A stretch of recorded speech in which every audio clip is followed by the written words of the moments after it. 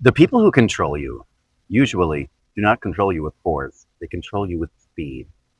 Speed of reaction, speed of emotion, speed of pressure, speed of panic. And one of the most dangerous things that ever happened to me was that I lost the ability to pause. I didn't know it at the time. I thought I was becoming more productive. I thought I was becoming more responsive, more professional. But what was really happening was that my nervous system had been trained into immediate reaction. An immediate reaction is where people lose themselves. Have you ever noticed this?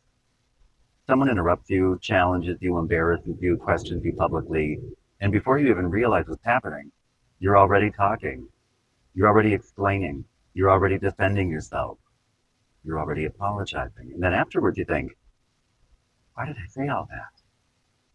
Because you weren't responding, you were discharging panic. That's different. And this is one of the biggest things that I need people to understand.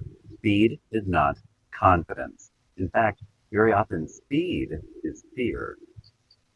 I call this the reaction trap. The reaction trap is when someone pressures you to respond before your nervous system has time to reconnect to reality. They love this because they can keep you reactive and they can keep you disconnected from yourself. That's where people interrupt. That's why they ambush. That's why they rush conversation. That's why they demand immediate answers. That's why they corner you emotionally. Because reaction is easier to control than presence.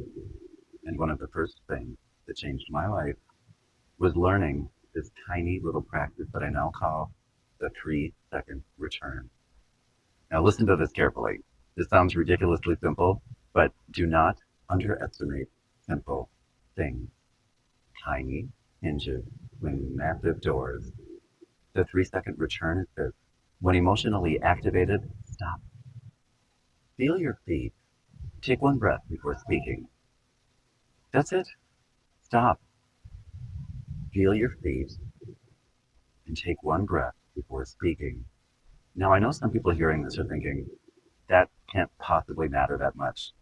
Oh, yes, it can. Because in those 3 seconds, you interrupt the automatic stress response. You interrupt the panic loop. You interrupt the survival pattern. And most importantly, you give yourself time to come back online. Because the truth is, most people are not communicating anymore. They are reacting neurologically. Now, science backs this up beautifully. Researchers that study nervous system regulation and response inhibition, they have found that even brief pauses help interrupt automatic emotional reactions and increase conscious control over behavior. In other words, the pause is your higher mind trying to return. Return. Now, this is where it gets a little bit spiritual because I genuinely believe that silence is where we return to ourselves. I think panic disconnects us from who we are. Silence reconnects us. The soul cannot speak over chaos. It cannot speak over panic. It cannot speak over survival. That's why some of the wisest people that you'll ever meet pause before speaking. Not because they're weak, not because they're intimidated, because they refuse to abandon themselves for speed. And most people never realize this, but somewhere along the line, many of us were trained out of pausing. We learned that if I don't answer immediately, I'm in danger. If I don't explain myself immediately, I'm in danger. If I don't smooth this over immediately, I'm in danger. So now somebody asks us an aggressive question, and we instantly start defending ourselves before we even understand what's happening. Someone challenges us in a meeting, and suddenly we're talking too fast, over explaining, smiling nervously, trying to regain safety. Someone gives us the look, and our nervous system goes into emergency mode. And if you've been experiencing this, I need you to hear me carefully. This does not mean you are weak. It may simply mean that your nervous system has been overloaded for too long, and the first step back is the pause. Not the perfect words, not dominance, not winning, the pause. Because your entire life can change in the space between trigger and response. That space is where your power returns. That space is where identity returns. That space is where choice return. And once you begin practicing this, you start noticing the things you've never noticed before are showing up again. You notice manipulation faster. You notice pressure faster. You notice emotional bait faster. You notice how many people become uncomfortable when you stop reacting instantly. Fascinating to watch, by the way, because reactive people often become deeply uncomfortable around regulated people. When somebody can no longer control your reaction, their speed, they suddenly have to face your presence. And presence is powerful. Presence changes rooms. Presence changes negotiations. Presence changes relationships. Because presence says, I am here.